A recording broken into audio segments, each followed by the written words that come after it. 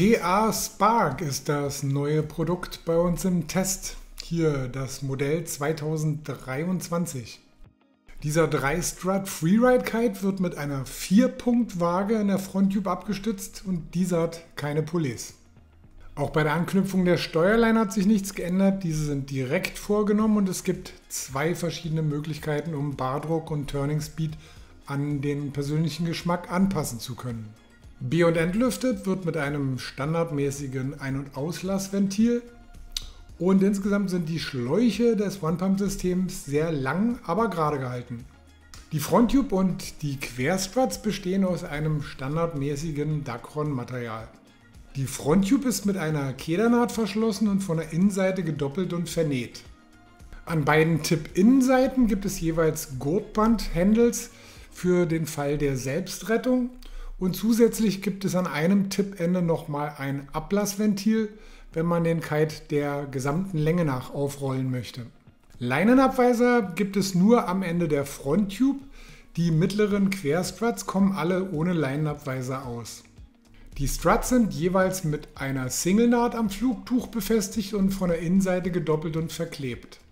An den Stellen, an denen der Kite mal aufschlagen oder scheuern kann, wird mit gummiertem Gewebe oder auch schwerem Cordura-Material gearbeitet als Doppelung. Als Flugtuch verwendet GA beim Spark ein Triple-Ripstop-Material. Und im Übergang der Fronttube zum Flugtuch gibt es nochmal einen zusätzlichen Tuchstreifen als Verstärkung.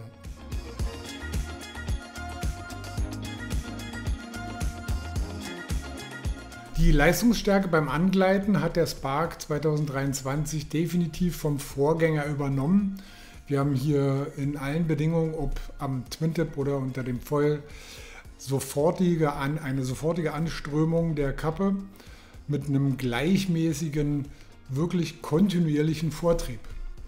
Im Vergleich der 3-Strut Freeride Kites gehört der Spark in puncto Angleiten zu den sehr guten Kites am Markt. Der neue Spark hat gute Anwindleistung. Er zieht hier fast an den äußeren Windfensterrand und hält dort sehr kontinuierlich und gleichmäßig seine Strömung. Eine Korrektur bezüglich seiner Positionierung ist nicht erforderlich, da er seine Position in diesem Bereich halt nicht verändert, sondern einfach hier gleichmäßig zieht.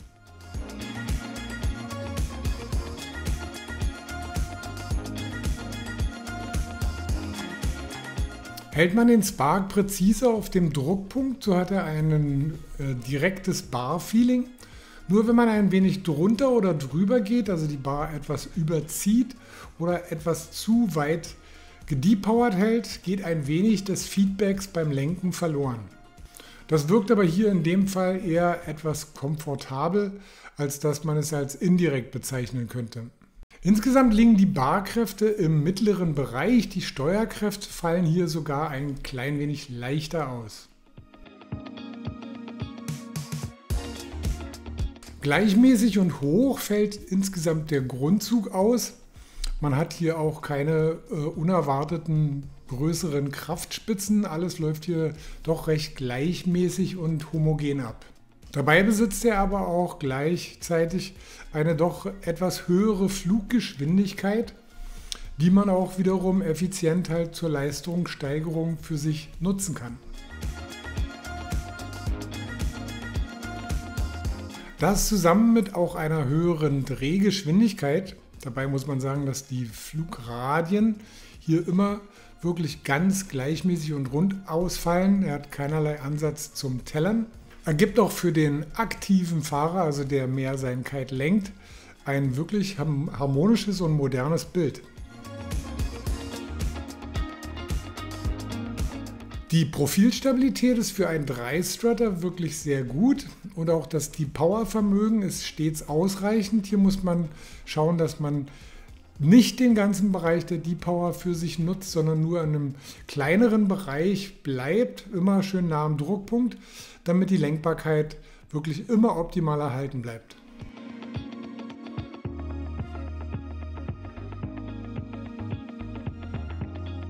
Nach dem Auslösen des Safety-Systems, welches bei 6 Kilo und einer Last von 120 Kilogramm erfolgt, fällt der Kite in eine Single Frontline Safety. Nach mehreren Versuchen haben wir immer wieder festgestellt, dass er die gleiche wie hier zu sehende Position einnimmt, was den schnellen Wasserstart oder den schnellen Widerstart ein wenig verzögert, weil man ihn erst mal mit den Leinen etwas zurechtdrehen muss. Das Safety-System ist kein Click-In-System, das heißt, wir müssen erst die Arretierungskappe, die Überwurfkappe etwas nach oben schieben und dann das Ende vom Chicken Loop wieder in die Wippe einführen, damit man das System fertig montiert wieder weiter nutzen kann. Hat der Spark sich wieder in die seitliche Lage oder direkt auf die Fronttube bewegt, so ist ein Wiederstarten über das Ziehen und Halten einer Steuerleine insgesamt befriedigend. Und auch ein Rückwärtsstart ist mit dem GR Spark möglich. Bei seinem Sprungpotenzial zeigt er sich leistungsstark und auch variabel. Diese Abstimmung hier, die man gewählt hat, ermöglicht, dass man einerseits über Sheet and Go schon kleine ansehnliche Sprünge vollziehen kann, wenn man ihn aktiv lenkt und seine Fluggeschwindigkeit dabei auch nutzt, dann lassen sich hier wirklich auch sehr hohe Leistungen abrufen, die schon in den Freeride High Performance Bereich definitiv hineinreichen. Leichte Änderungen bei der Positionierung der tiefsten Stelle des Profils, eine etwas größere Öffnung des Arcs, ermöglichen hier eine etwas höhere Fluggeschwindigkeit. Das heißt, ich habe einerseits halt weniger Querkräfte vor dem Absprung, habe aber beim nach oben steuern eine höhere Geschwindigkeit, wodurch ich hier mehr Leinenspannung erzeugen kann und auch einen besseren Lift als zum Beispiel der Vorgänger erzeuge. Und das merkt man auch deutlich, das Ganze wirkt hier insgesamt nochmal einiges moderner. 100%ig perfekt ist die Abstimmung noch nicht ganz. Wie gesagt, halt, es ist wirklich erforderlich, halt den Kite von der D-Power genau auf dem Druckpunkt zu halten. Da erlaubt er halt einfach nicht so eine große Variabilität. Da braucht er ein bisschen mehr Führung und Präzision. Also für die Höchstleistung muss man ein bisschen Fahrkönnen aufweisen.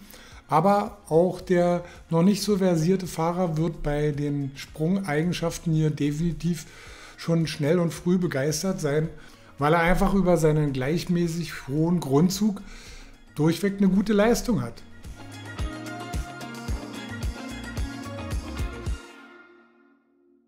Vergleichen wir nochmal die von uns getesteten Größen im Fazit zwischen 12 und 9 Quadratmeter. So ist die Ausgewogenheit und Harmonie von dem Stand des Kites im Windfenster beim 12er noch ein kleinen Tick homogener. Der 9er wandert halt insgesamt ein klein bisschen weiter raus ans Windfensterrand und lebt halt auch nochmal ein bisschen mehr von seinem Speed. Also je mehr er gut bewegt wird, desto höher ist da die Leistung. Er hat da sogar gewisse Anleihen, wenn man so möchte, zu einem Evo von Duotone. Der hat ein ähnliches Feeling.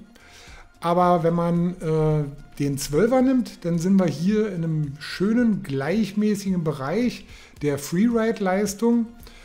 Gute Fahrleistung, gutes Anwindverhalten, schöne Sprungleistung. Also hier gibt es alles, was das Kitesurf-Herz begehrt und das auch definitiv noch zu einem vernünftigen Preis. Einfach durch die Wahl von normalen Materialien. Da liegt ein 12 Quadratmeter Spark bei 1.549 € und das kann man angesichts der Fahrleistung definitiv als preiswert bezeichnen. Nichtsdestotrotz für uns bleibt immer noch halt natürlich ein kleiner Kritikpunkt. Das ist diese Aufhängung. Die könnte noch mal einen kleinen Tick überarbeitet werden, dass man insgesamt halt seinen D-Power-Bereich halt größer und effizienter nutzen kann, um dabei ein absolut gleichmäßiges Feeling und eine gleichmäßige Fühlbarkeit erhält. Bei 12 Quadratmeter war das, wie gesagt, definitiv gut. Beim 9 Quadratmeter ist es ebenfalls gut, solange wir den Kite in Bewegung halten und ihn mit einem gewissen Speed versorgen. Und vergleichen wir den Spark nochmal mit den restlichen Freeride 3-Strut Kites am Markt, So haben wir hier ja eher ein gestrecktes Modell. Ist jetzt nicht so eine gedrungene C-Kappe, sondern insgesamt schon eine etwas höhere Aspektratio. Und dementsprechend wird hier mehr der klassische Freerider, der auf Fahrleistung und Sprungeigenschaften setzt, als dass man hier einen 100%igen One-Fits-All-Schirm sehen würde. Und bevorzugt man den eben beschriebenen Bereich, so muss sich der Spark hier vor seinen Mitbewerbern definitiv nicht verstecken.